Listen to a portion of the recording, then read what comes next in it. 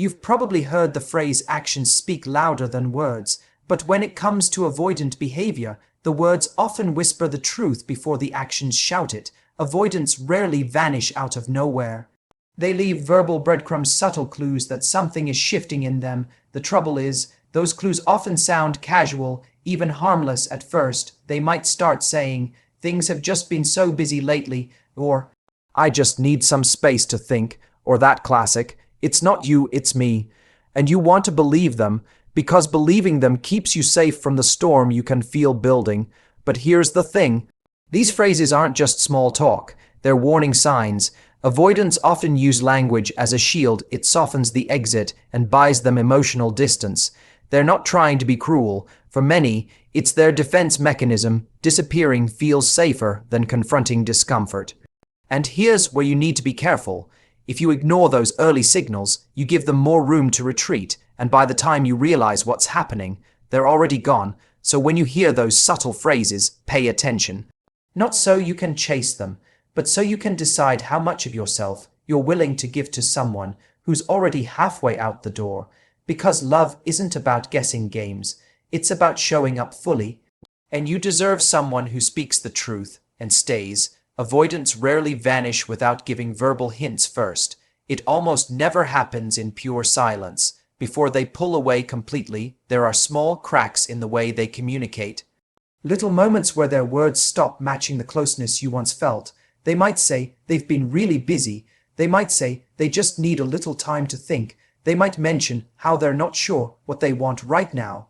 At first, these phrases can sound harmless, almost casual, the kind of thing anyone could say in a stressful week. But with avoidance, these aren't just passing comments. They are quiet warnings, tiny verbal breadcrumbs that, when followed, lead straight to distance. You can hear it in the way they speak. The warmth softens, the rhythm changes, they give less detail, less vulnerability. Their words become more about buying space than building connection. It's not always intentional. Avoidants aren't usually trying to hurt you. They are protecting themselves in the only way they know how. For them, creating distance feels safer than facing uncomfortable emotions. So they start sending messages that prepare both you and themselves for their retreat. They talk about being overwhelmed. They talk about not feeling ready. They talk about needing to figure things out alone. And if you've grown attached, it's tempting to explain these phrases away, to convince yourself it's just a phase, to believe that when the stress passes, they'll come back closer than before. But if you listen closely, you'll notice a pattern. Those early words are like a soft knock on the door before they leave. A way of signaling that something inside them is shifting. You might feel the change before you fully understand it. They cancel plans more often. They respond slower. Their once thoughtful replies become short and safe. And when you ask if something is wrong, they insist it's fine, but the distance remains. These moments can be painful to notice because they mark the beginning of someone slipping away. Yet they're also your opportunity to truly see what's happening. Not so you can chase them and close the gap, but so you can protect your own heart from giving endlessly to someone who's already preparing to go. Because the earlier you recognize those verbal hints, the sooner you can decide what your own boundaries will be. Phrases like "I'm busy" or "I need space" often signal emotional withdrawal. They may seem simple. They may even sound reasonable. After all, everyone gets busy sometimes. Everyone needs space now and then. But when these words start appearing more often, and in moments where connection used to flow naturally, they can mean something deeper. They can be the first signs that a person is pulling back emotionally. It's not always obvious at first. It can begin subtly.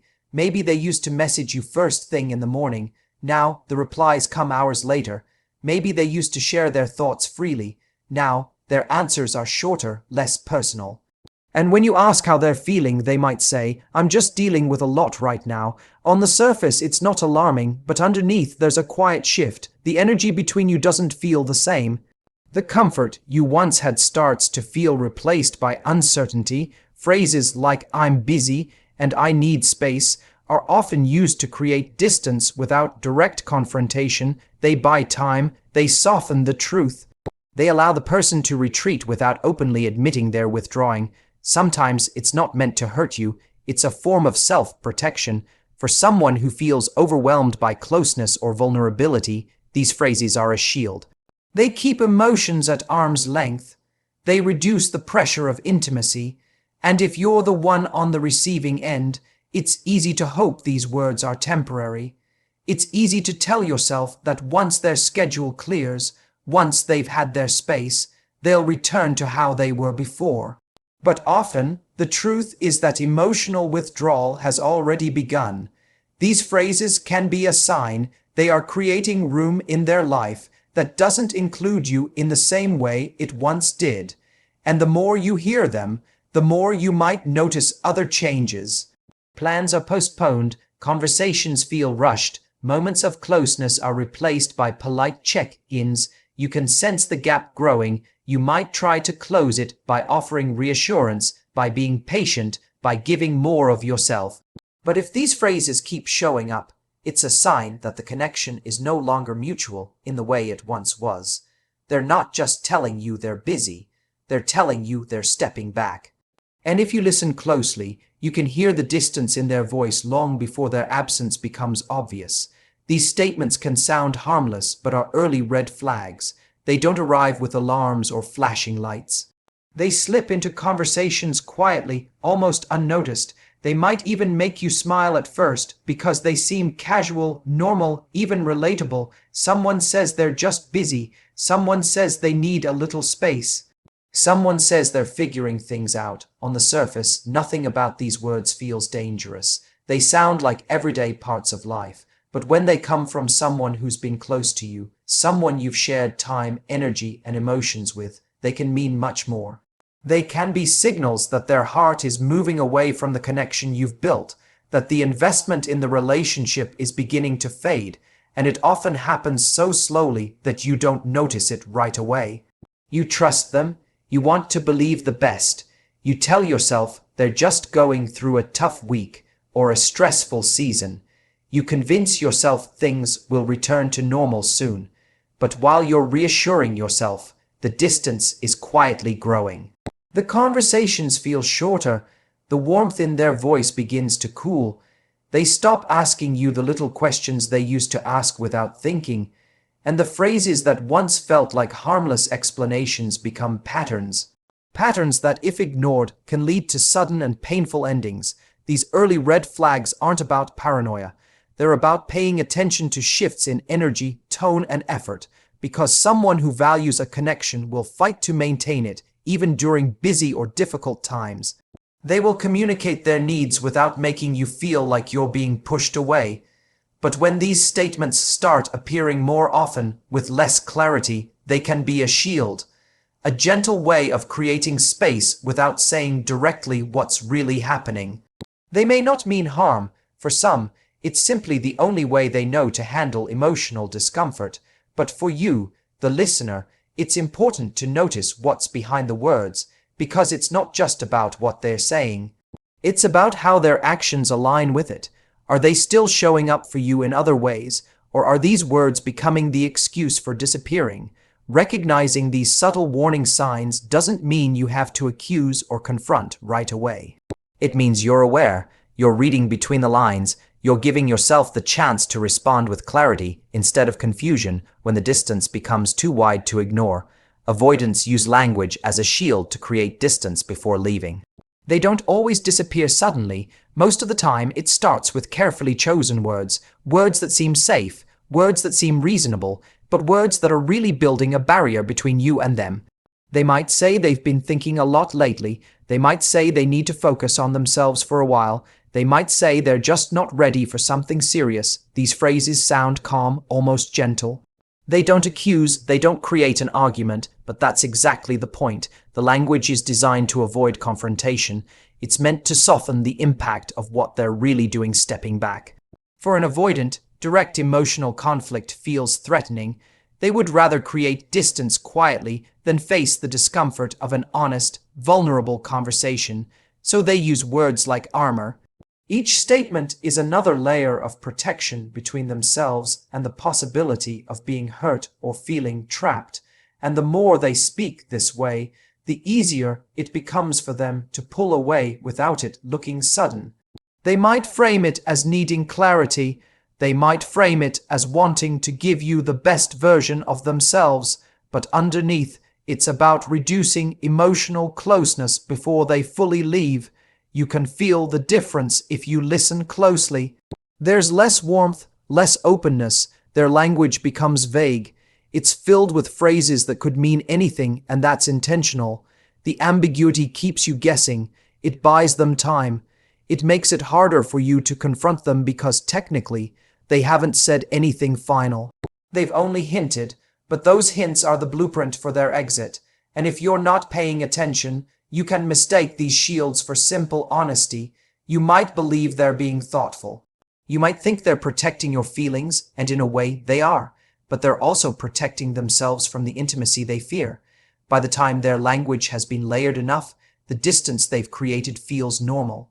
You've adjusted to hearing less from them. You've adjusted to more vague answers and fewer shared moments. And when they finally go silent, it doesn't feel like an explosion. It feels like the end of a slow fade that started long before you realized what was happening. The behavior is often a defense mechanism, not deliberate cruelty. It's not always about trying to hurt you. It's not about punishment or revenge. For many avoidants, pulling away is about self-protection. It's the way they've learned to feel safe when emotions become intense or unpredictable. Somewhere in their past, closeness may have felt dangerous. Opening up may have led to disappointment, rejection, or loss. So they built invisible walls, not to harm others, but to shield themselves. When intimacy starts to grow, those old patterns are triggered. They feel exposed. They feel like they're losing control, and instead of leaning in, they retreat. It's their way of regaining a sense of stability. They believe that creating distance will protect them from being hurt.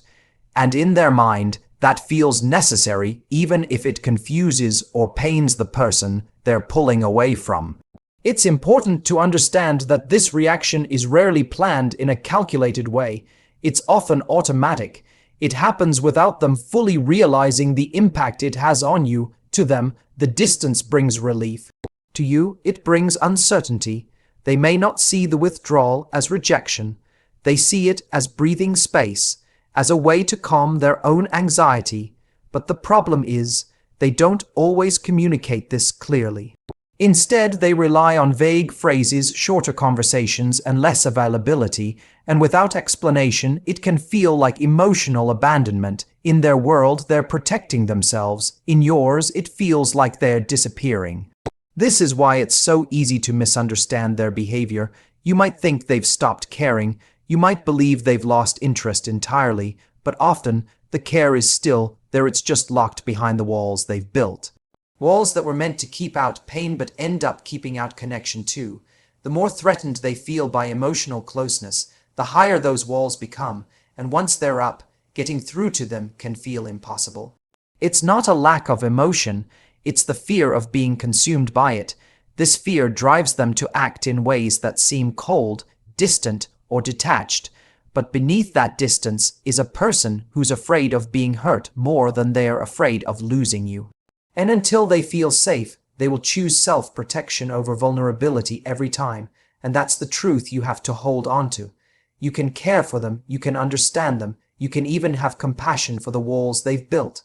But you cannot tear those walls down for them. They have to choose to open the door themselves. Your role is not to shrink yourself to fit into the space they allow. Your role is to stand in your worth, knowing you deserve connection that is consistent, open, and safe. Because love that requires you to chase it isn't love that will last.